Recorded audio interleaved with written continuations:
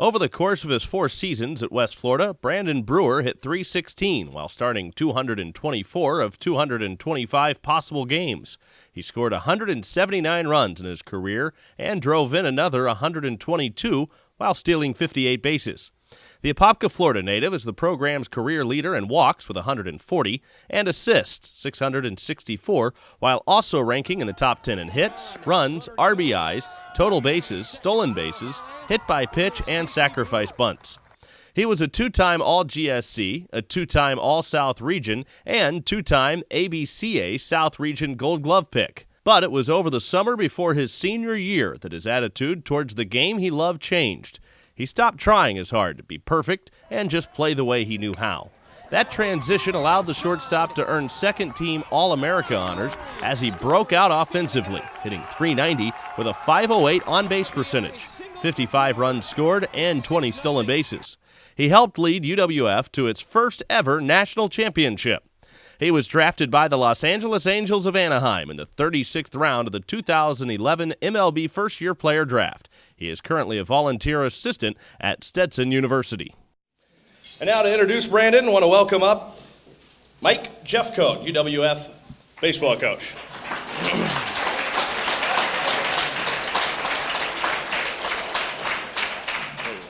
Thank you.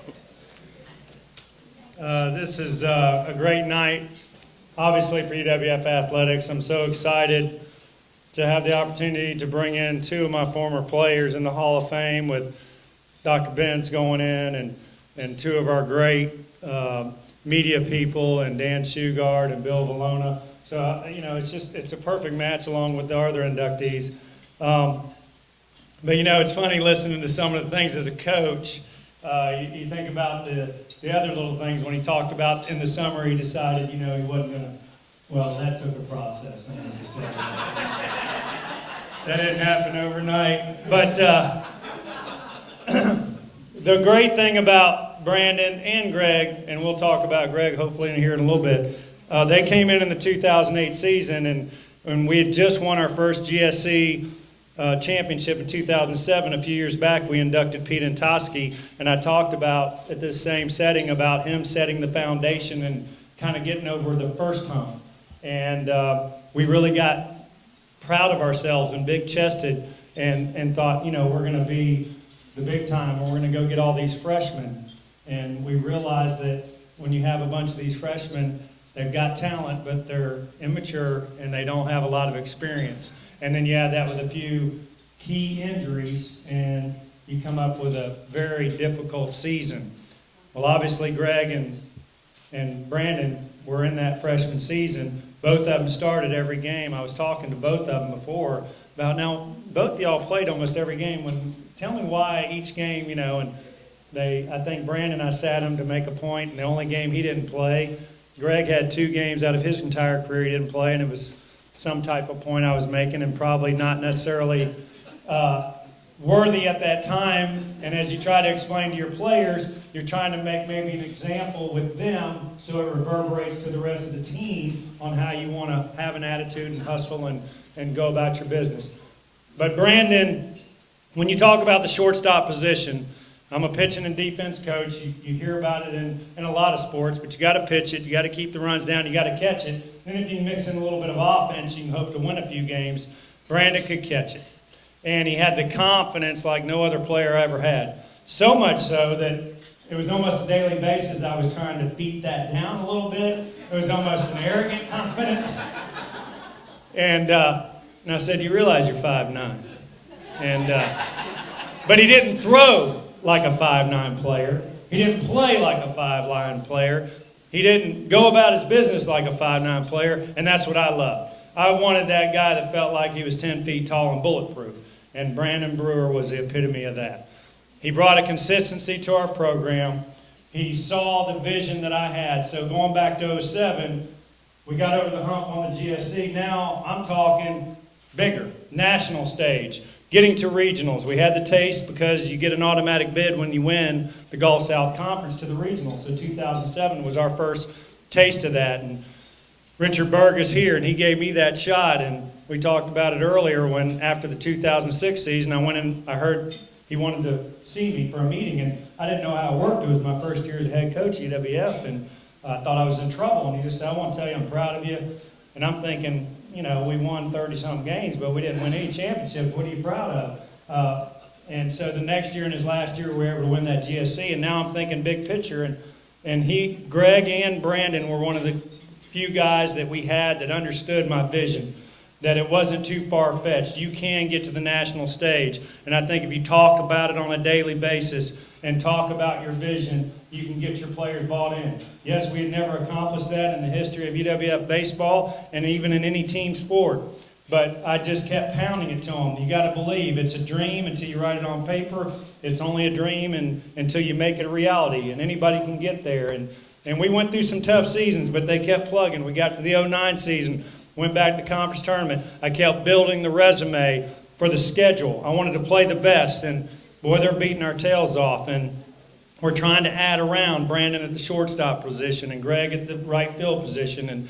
And we kept adding the pieces. 2010, their junior years, you know, we went to a regional again and played the toughest schedule in the country, and I was shocked we got in. But then that's when I knew that was the right path we were going, and we were seeing where we were short. And Brandon was that centerpiece. But in between all those grandeurs, you know, there was the days where Brandon had a little bit of ADD. And I'm looking out there one day, and I'm all about, you got to be ready. Baseball is a game that can bore you. Baseball is a game that lulls you to sleep. Dr. Benz knows this in softball. There's balls, there's strikes. It's not constant action all the time. So especially on the defensive end, you're constantly pounding, I've got to be ready every pitch. You've got to buy in. Every pitch is going to be put in play. Brandon didn't understand that concept. Brandon wanted everybody to, you know, stay involved, but instead of getting that concept of everybody staying involved, he forgot that you got to watch the pitch every time. So if you know UWF and the baseball field, softball field, East Complex, we're kind of in one of the Pensacola International Airport runway paths, so planes come over a lot. That seemed to mesmerize Brandon. I don't know if that was a thing you didn't see in Orlando, but he loved airplanes in Pensacola. And one day, I don't know if it was a military plane or a commercial, I don't remember, I really didn't care at that point. But you know, you hear the plane coming and it goes over and he knows, I said, I've got my eyes on you. You better be paying attention. And here comes the pitch and here's Brandon. Thank God it wasn't put in play. And Kyle Brown, my now head assistant, I think that was 09 or so, Kyle was our starting second baseman. And I remember they were calling me, Kyle's like, you're in deep trouble. And so Brandon looks over at me and I'm just standing at the top of the bench. Shaking my head like, are you kidding me? So it became like, you know, the next time I catch you, you've got a mile every time you're not watching the pitch.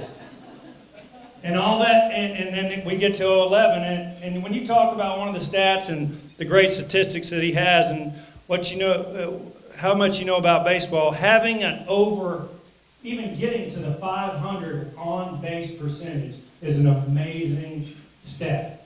500% of the time, you're on base. And that was one of the things that, you know, we pounded, trying to get Brandon to understand his role. Your defense is great, your offense. You need to be an on-base guy. You need to do the little things. We don't need you to hit bombs. You can accomplish your goals as well as a team, what we need you to play. And he just bought into all that. And I could go on.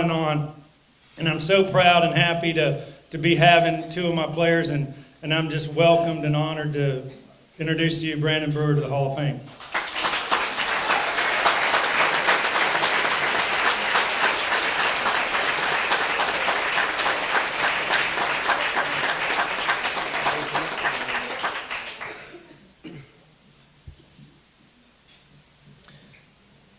How are you guys doing tonight?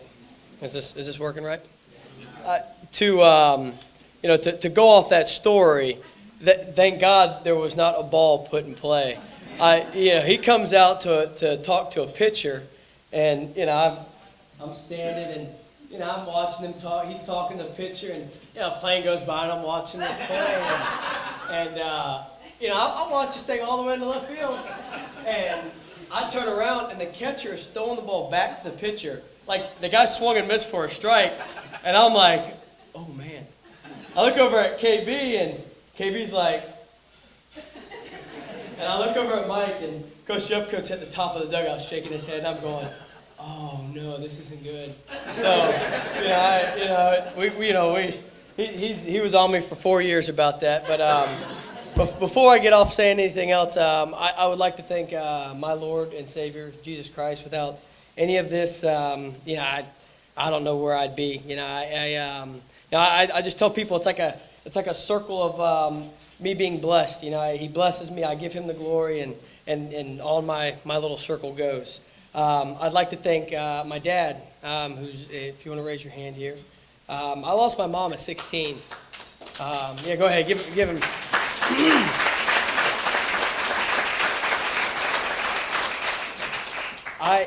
Me and my two sisters lost our mom at 16, and what that guy has been able to do is unbelievable. If I'm half the man that guy is, I'll be something special. So that's Bobby Brewer, that's my dad. My two sisters are here. Danielle, Cassidy, if you want to raise your hands. I want to thank them.